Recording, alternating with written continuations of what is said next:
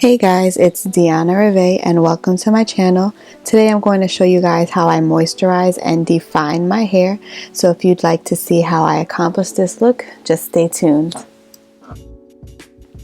Today to wash my hair, I'm going to use apple cider vinegar and water. I'm going to use half and half of each in this 8-ounce container. And to deep condition my hair, I'm going to use the Shea Moisture Strengthen and Restore Deep Conditioner with a tablespoon of coconut oil and a lot of blue agave. My hair has been like drier than dry, so just adding this into my deep conditioner just gives my hair that extra moisture that it needs so that it can be more moisturized.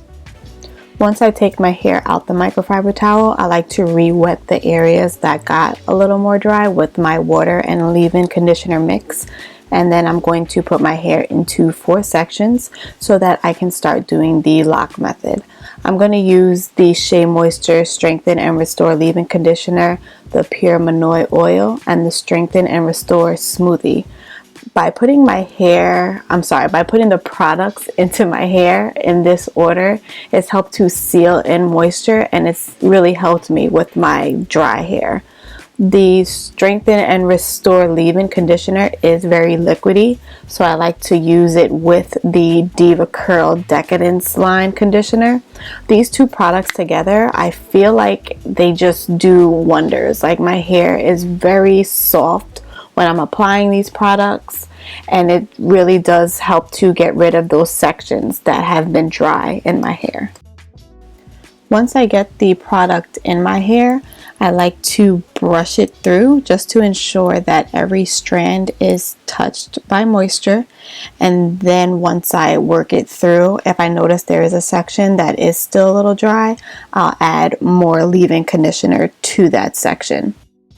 And an extra step that I do take to ensure that my hair is moisturized is once I'm done working the product in, and then once I'm done brushing it through, I'll still go through the sections with my finger just to make sure that I don't see any dry spots. And if I do see dry spots, then I add more product there, or I'll just work it in with my fingers, because my fingers do help to smooth down the product down the cuticle of my hair. Once I'm finished applying my leave-in, I apply my oil. The oil, I focus on the middle of my hair to the ends. Your ends are the oldest part of your hair, so applying oil to your ends just helps to lock in the moisture from your leave-in conditioner. And it's good to focus on your ends just to make sure you're avoiding any more split ends. Then the next step is cream. My cream I apply really generously, of course, focusing on those areas that are more dry, the back of my hair, but all my hair gets the love. I make sure that my hair is saturated in cream, and once I get the cream in my hair, I work it through with my brush. And I do the same thing to the front of my hair that I do to the back, of course, applying my cream in sections very generously. And I just like to look through my hair just to make sure there aren't any spots that I missed.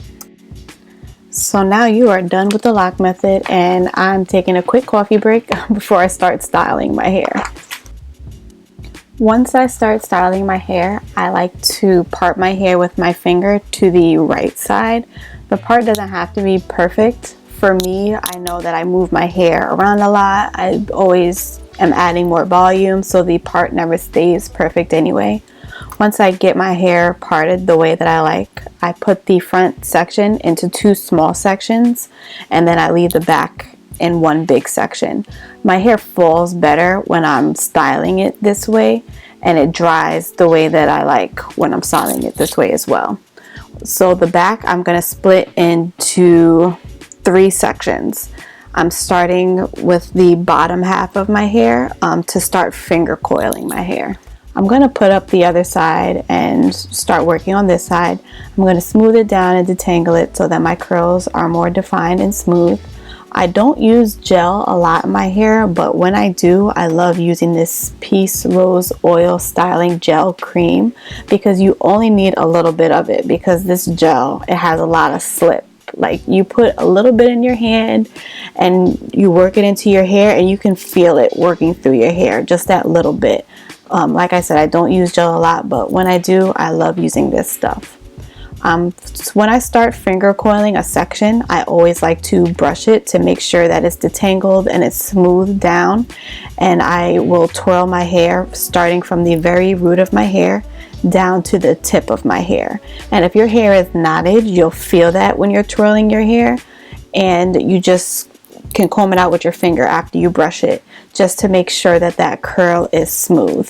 The back of my hair, I finger coil smaller than the rest of my hair. Usually I just quickly grab chunks and will finger coil it, but for the back, just so that there's no frizz back there, I do the finger coil smaller.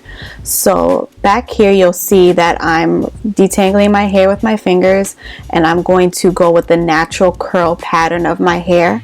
Most of my hair curls toward my face. I know which sections curl which direction, so I just finger coil my hair in the direction of my natural curl.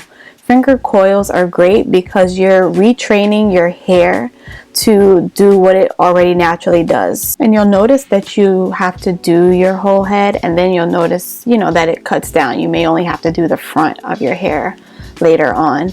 And there's my fiance in the back sneaking in my shot. But when I do finger coil my hair, the front of my hair, where it's parted, I'll finger coil it down, but then I'll kind of finger coil it to the back, just so it's not all falling in my face when it dries. And you'll see, like, even for my bangs, like, I brush it to the side, but when I'm finger coiling it, I finger coil it towards the back, if that makes sense. Just because I don't want all my hair in my face, but I still want that part to the side. Again, always make sure that you are smoothing down the section before you finger coil it, to make sure that that curl is frizz and tangle free. And once I'm all done, I like to scrunch my hair with a microfiber towel just to get the excess product out of my hair. Like those white spots you see, when I scrunch it with the microfiber towel, it gets rid of all the excess product that my hair doesn't need. And once I finish doing that, I like to go in with the Monoi oil, just because it smells so good. And it's also good to scrunch it into my ends, just so my ends don't dry out. Because I use gel, I like to make sure that my hair isn't going to dry out from the gel by applying oil to it while it's wet. And once I'm all done, I do not touch my hair until it is 100% dry. And I just go about my day with my hair just like this. And once it's dry, you may even still look like a wet dog, but you can separate it wherever you are once your hair is 100% dry. And I left the front part of my hair coiled just so I can show you how I separate it. I'll separate a curl into 3, 4, 5 parts, just depending on how big I want my hair. And when I'm separating my curls, I do like to separate it with my hands coated in oil to add extra shine and to really smooth down my ends. And once you get your hair to the desired volume that you want it, you style it as you please. If I find curls that are still stuck together, to add more volume, I keep separating it. Or if you find chunky curls throughout the day, you just separate it wherever you are. And because I'm extra, of course, I have to go in with my pick. I like to gently lift my roots with my pick for extra volume. But that is it, guys. That is my curly hair routine that I do to moisturize and define my curls. If you like frizz, go ahead and add more volume with your fingers or with your comb. If you have any questions, please feel free to comment down below. I really hope you guys enjoyed this video. See you later.